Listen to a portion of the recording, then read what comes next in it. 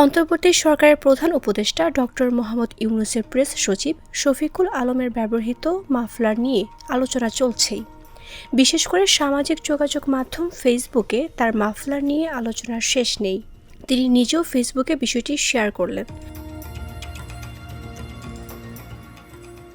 শফিকুল আলম তার ব্যবহৃত সেই মাফলার নিলামে তোলা নিয়ে রসিকতা করলেন। তিনি লেখেন, বারবেরি মাফলারটির আসল দাম ৮৬,৬০০ টাকা।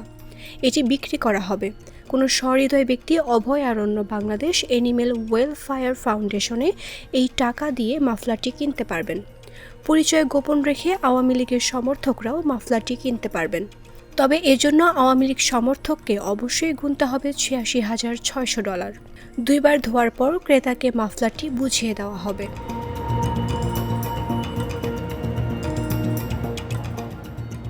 প্রধান উপদেষ্টার প্রেস সচিবের মাফলার পরা একটি ছবি সামাজিক যোগাযোগ মাধ্যমে ভাইরাল হয় সম্প্রতি। তার এত দামি মাফলার পরা নিয়ে অনেকে অনেক ধরনের মন্তব্য করতে থাকেন।